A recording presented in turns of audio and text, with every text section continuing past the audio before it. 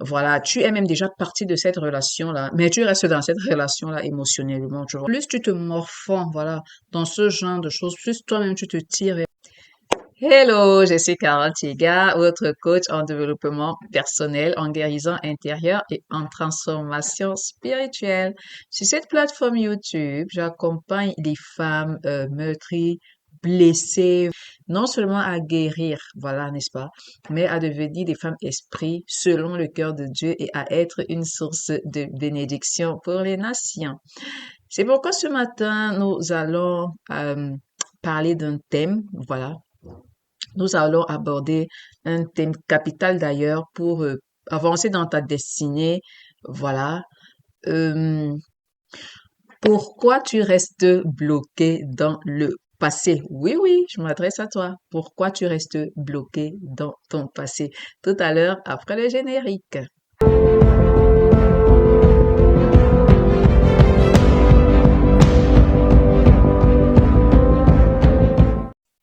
Alors, comme vous le connaissez déjà si bien, déjà pour les anciennes, hein, pour celles, voilà, surtout qui me suivent depuis, vous savez on n'apporte jamais un sujet sur la table sans, voilà, un verset biblique à l'appui. Et ce matin, nous prendrons Ésaïe, chapitre 43, de verset 18 au verset 19. Je dirai, hein, ne pensez plus aux événements passés et ne pensez plus, voilà, et ne considérez plus, pardon, ce qui est ancien. Voici, je vais faire une chose nouvelle sur le point d'arriver. Ne la connaîtrez-vous pas? Je mettrai un chemin dans le désert et des fleuves dans la solitude. Alors, dans cette première partie, nous prendrons quelques exemples de la vie courante, hein, voilà. Et dans la deuxième partie, je te dirai exactement pourquoi tu ne dois plus rester bloqué dans ton passé, dans ton ancienne vie, dans tes blessures, voilà, et autres. Alors, bon, premièrement, tu as peut-être, toi, été cette femme trompée là, voilà, ça peut arriver, c'est pas l'idéal, mais ce sont des choses qui arrivent, voilà. Tu as peut-être ce monsieur-là qui t'a abandonné avec les enfants, qui ne s'occupe pas des enfants, qui n'en a rien à faire de toi. Voilà, tu es même déjà parti de cette relation-là, mais tu restes dans cette relation-là émotionnellement, tu vois. Toujours la même histoire, toujours en train de pleurer. Ah oui, il m'a quitté, oui, il a abandonné les enfants, oui, il ne s'occupe pas des enfants. Oui, à un moment, les gens en auront marre, tu vois. Et en fait, ce n'est même pas les autres que ça blesse plus, mais c'est toi-même, plus tu remues, tu vois. Plus tu penses à cela, parce que c'est vrai, il y en a même qui parlent, il y en a aussi qui ne parlent pas, hein. Plus tu remues, voilà, même dans ton cœur, même si tu n'en parles pas, cela continue de creuser la blessure et cela te ferme certaines portes. Là, nous en parlerons dans la deuxième partie. Un autre exemple, voilà, tu as peut-être été licencié abusivement. Voilà, et tu restes bloqué sur ce passé-là. Tu as porté plainte, ça n'a pas marché, tu continues à railler, tu continues à pleurer, tu continues à te morfondre, voilà, parce que tu as subi une injustice. Ça te bloque en fait, ça te permet, ça ne t'aide pas, voilà, à avancer.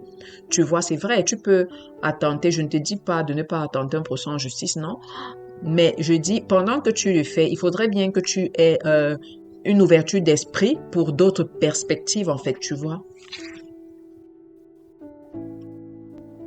Tu es peut-être cette femme-là, voilà, dont on ne reconnaît pas la valeur dans ta famille. Tu es rejetée par tes propres parents, parfois par tes frères et sœurs. Nous avons déjà vu plusieurs fois ici l'histoire de Joseph. Tu n'es pas reconnu dans ton travail, voilà, peu importe comment dirais-je, peu importe les sacrifices que tu fais, peu importe le degré d'attachement même que tu as pour ton emploi, voilà, tu n'as jamais de reconnaissance au travail, oui. Ce sont aussi des choses qui brisent. Et automatiquement, voilà, ce sont des choses qui peuvent briser la confiance en toi. Et c'est normal, vraiment.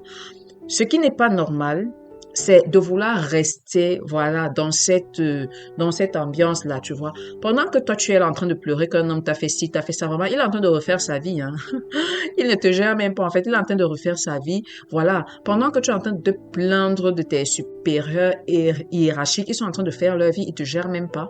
Pendant que tu es en train de te plaindre quand t'as, voilà, enlevé du travail, eux, ils sont en train de continuer leur vie dans la paix du Seigneur. Euh, voilà, il y a beaucoup d'autres exemples. Là. Je sais pas la situation dans laquelle tu te trouves, mais pendant que tu continues de te lamenter, les gens, eux, ils continuent à avancer. Tu vois? Dieu t'interpelle ce matin, n'est-ce pas? On l'a vu dans ce verset-là, à oublier les choses anciennes. C'est vrai, on t'a fait du mal. C'est vrai, on a été injuste avec toi. C'est vrai qu'il n'y a pas encore cette reconnaissance-là au travail. Mais est-ce que cela t'aide à guérir véritablement? Est-ce que cela t'aide à avancer véritablement?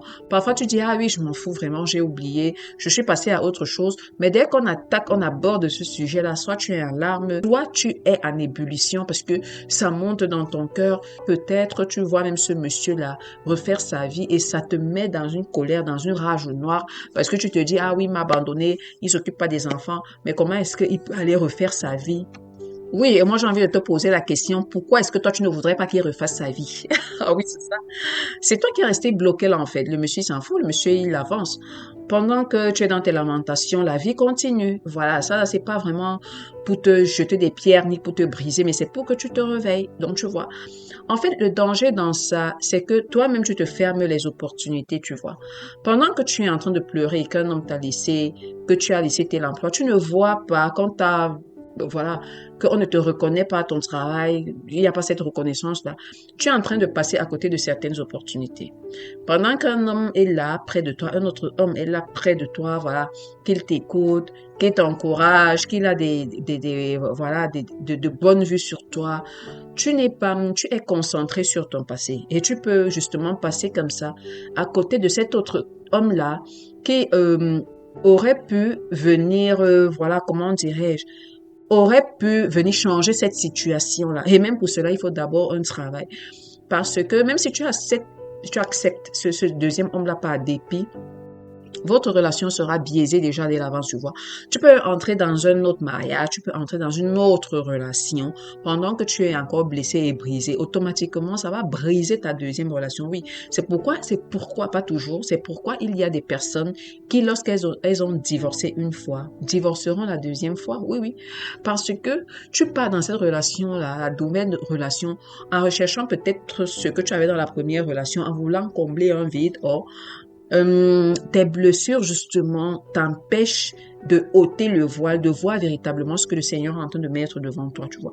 Pendant que tu es en train de pleurer ce manque de reconnaissance au travail, tu as des dons et des talents, non, que tu peux multiplier.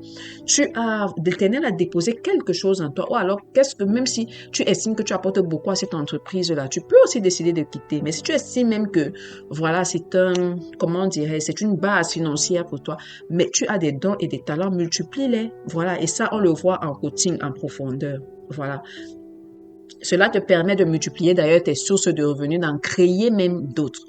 Ne reste pas bloqué dans une situation où on t'a blessé, où on t'a maltraité, où on t'a rejeté, ou même tu as subi des violences dans l'enfance, ou même des abus dans l'enfance, parce que ça ferme les portes, voilà, de ta destinée. Ça fait en sorte que le voile, voilà, ne quitte pas de devant tes yeux.